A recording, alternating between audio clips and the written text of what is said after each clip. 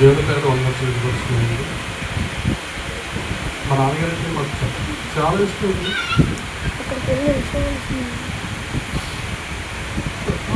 ఆయన మా కోసం అంతా కష్టపడ్డాడు. ఇంకా కొన్నాళ్ళు ఉంటారేమో అని ఎంత ఆశపడ్డాడు. నేను చూస్తాను కానీ హాస్పిటల్ చూస్తాను. మా నాన్నగారు లోపల విడిచి పర్లోకి వెళ్ళాడండి. నేను నమ్ముతున్నాను, ఎందుకంటే మా నాన్నగారు చేసిన కార్యక్రమం అలాంటివండి. దేవుని ముందు చాలా విశ్వాసం ఎక్కువ. మాకు ఎప్పుడు కూడా ప్రార్థన చేసుకో బాబు, చర్చికి వెళ్ళాలని చెప్తుంటారు. మా నాన్నగారు అందరి కోసం ప్రార్థన చేస్తారండి. ఏదన్నా చిన్న పనికి వచ్చినప్పుడు, ఏదైనా కేక్ కట్ చేసినప్పుడు కూడా మా నాన్నగారు చాలాసేపు ప్రార్థన చేస్తున్నారు. పూల్ కేక్ తీసుకొచ్చి పెట్టినప్పుడు, నాన్న పూల్ కేక్ వల్ల తొందరగా ప్రార్థన దించాలని చెప్పేవాళ్ళు. ఎందుకంటే అది కేక్ కరిగిపోతే నువ్వు చార్జెట్ చేస్తావు అంటే అంత ఆసక్తి మా నాన్నగారికి. ఆయన కడుపులో మేము పుట్టడం ఎప్పుడూ అదృష్టం చేసుకున్నామండి. నిజంగా దేవునికి కృతజ్ఞతలు తెలియపరుచుకుంటాము. మా నాన్నగారు ప్రేమతో పిలవగానే మీరందరూ వచ్చి ఎంతో దూరం నుంచి వచ్చి మమ్మల్ని నిజంగా ఈ యొక్క ఆదరణ కూడితో మమ్మల్ని అందరినీ కుటుంబాన్ని ఆధారపరిచారు. మీ అందరికీ ప్రభు పేరు వందనాలండి. మా నాన్నగారి కోసం, మీ అందరి కోసం ప్రేమ మీద ఏర్పాటు చేస్తాం. అందరూ తప్పనిసరిగా ప్రేమ మీద స్వీకరించి మా కోసం ప్రార్థన చేసి, ఇదే కాదు మీ సంఘంలో ప్రతి ఒక్క మా కుటుంబం కోసం ప్రార్థన చేసి మాకు ఆదరణ కలగాలండి. ఎందుకంటే మంచి వ్యక్తిని కోల్పోయాం మేము. నేనైతే మర్చిపోలేకపోతున్నాను నాన్నగారు. నిజంగా అంత గొప్ప వ్యక్తి అండి ఆయన. నేనేంటంటే ఆయన ఇంకా చెప్పగలిగింది బోల్డ్ ఉంటుంది, ఈరోజు కావద్దు. కాకపోతే ఏంటంటే మందిర విషయంలో అవ్వచ్చు, దైవజన విషయంలో అవ్వచ్చు, ఎవరైనా చుట్టాలు ఎవరు వచ్చినా సరే ఆయన ప్రేమే వేరే అండి. ఆయన ప్రేమించినట్టు మేము కూడా ప్రేమించలేము ఎవరిని. అంత గొప్ప మనిషి అండి. మీరందరూ భోంచేసి అందరూ హ్యాపీగా వెళ్ళాలని మా కోసం ప్రార్థన చేస్తారని చిన్న విన్నపం మీరు అంగీకరిస్తారని కూర్చున్నాను.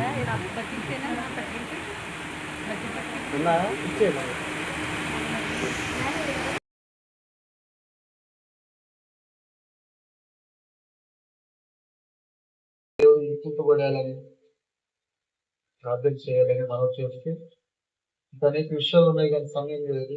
దేవజనుల మాట ద్వారా మాకు ఆధారపరంగా నివసిస్తాం. ఎందుకంటే ఆయన వాక్యము బాధల్లో నెమ్మదినిస్తాడు.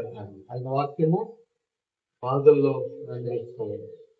బాధలు ఉన్నాం కనుక దైవజనుల నోటి నుంచి వచ్చే ప్రతి మాట అమ్మకి మాకు ధైర్యం ఇస్తుందని, నెమ్మదిని ఇస్తుందని చెప్పేస్తూ ఈ మాటను ముగిస్తుంది.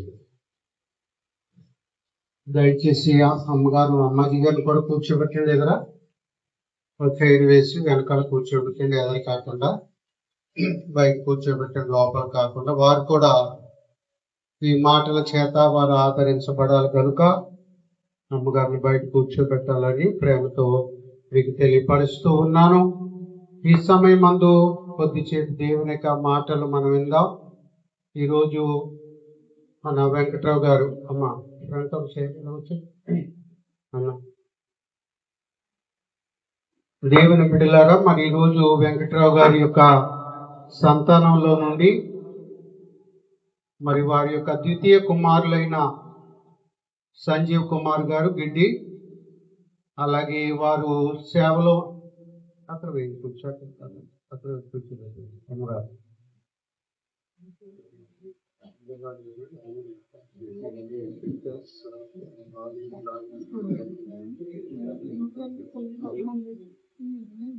అలాగే సుందరరాజు గారు 5,000 నుంచి వచ్చారు. మరొక పాస్టర్ గారు, ఈ సుందరరాజు గారు కాదు, ఇంకో సుందరరాజు గారు 5,000 నుంచి వచ్చారు.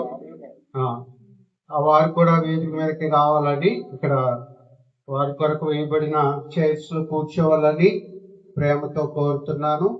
అలాగే మరొక సేవకులు రాజు గారు కూడా వచ్చారు. వారు కూడా వచ్చి ఇక్కడ ఆశీర్వాదాలు కావాలని ప్రేమతో తెలియపరుస్తూ ఇంకో కుర్చీ ఏంటి ఇక్కడ ఇక్కడ ఇదిగో మాస్టర్ ఈ చైర్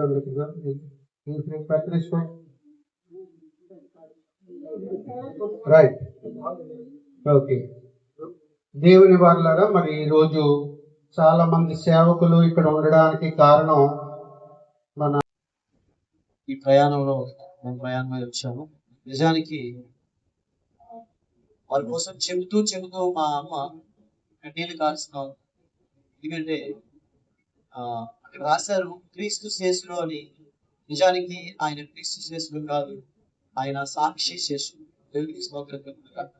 ఒక మంచి సాక్ష్యాన్ని కలిగినటువంటి గొప్ప ఔన్నత్యం కలిగినటువంటి వ్యక్తి ప్రధాని గారు వెంకటరావు గారు. అని చెప్పడానికి ఎంత మాత్రము లక్ష్యమైన అనుమానం లేదని చెప్పారు. అయితే ఘనమైన సేవకులు ఉన్నారు, వీరందరూ మాట్లాడేటటువంటి అంత పెద్దవాడిని కాకపోవచ్చు. రండి మీకు చార్మినార్ చూపిస్తామని ఆ చార్మినార్ ప్రాంతాన్ని తీసుకెళ్లి అవన్నీ చూపిస్తూ ఉంటే అక్కడ చాలా సుగంధ ద్రవ్యాలతో నిండి ఉన్నటువంటి ఆ సువాసన భరితమైన షాపుల్లో తీసుకెళ్లారు. అదే మనం అత్తర్ అంటాం, సెంట్ అంటాం కదండి. చాలా చక్కగా మంచి వాసనలు వస్తూ ఉంటాయి. అయితే అందమైనటువంటి ఒక కుందే అక్కడ కనిపిస్తూ ఉంది. ఆ కుందని చూస్తూ ఉంటే నాకే చాలా ఆశ్చర్యం వేసింది. చాలా అందంగా ఉంది, రంగురంగులతో నిండి ఉంది. ఎందుకు అదేంటండి అలంకరణ అంటే? కాదండి, అది కూడా ఒక విలువైనటువంటి అచ్చ జటా మాంసి కలిగిన అత్తర్ అని చెప్పాడు. అంటే బైబిల్లో మాట గుర్తు వచ్చింది నాకు. నిజమే అటువంటి అత్తర్ ఒకటి ఉన్నది కదా.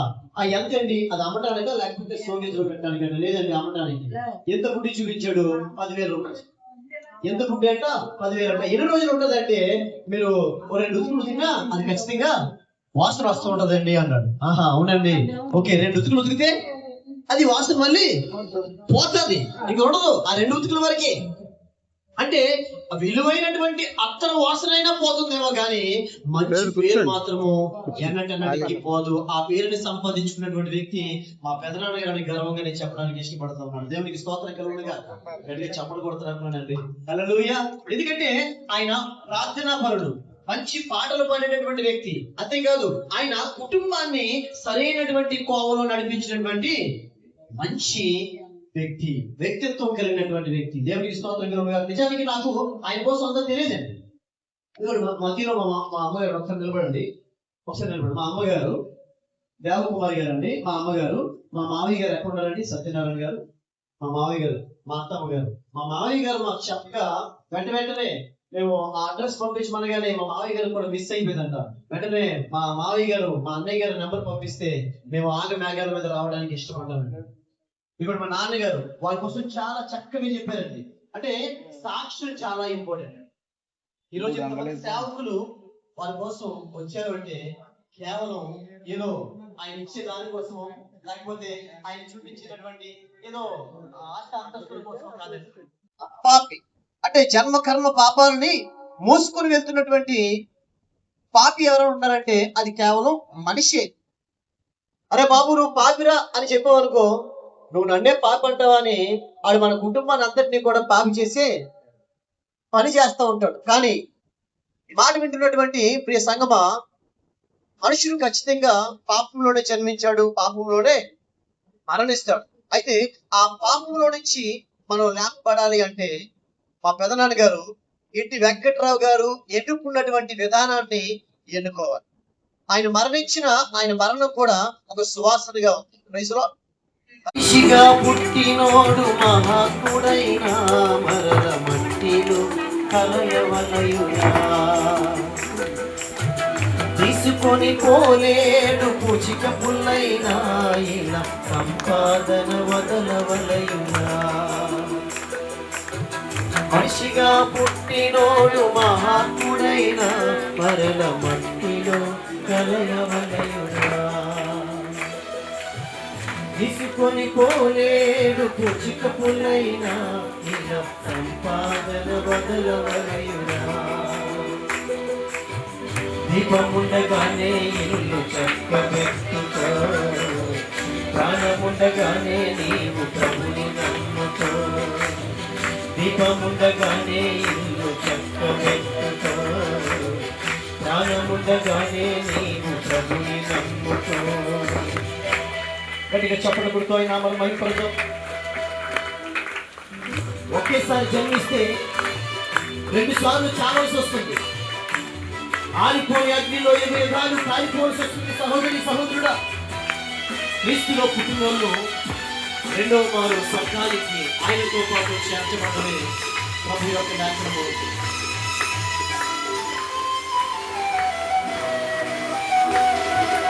ఒకేసారి జన్మిస్తే 2 సార్లు చావాలి. ఆరిపోని అగ్నిలో యుగాలు కాలాలి. ఒకేసారి జన్మిస్తే 2 సార్లు చావాలి. ఆరిపోని అగ్నిలో యుగాలు కాలాలి.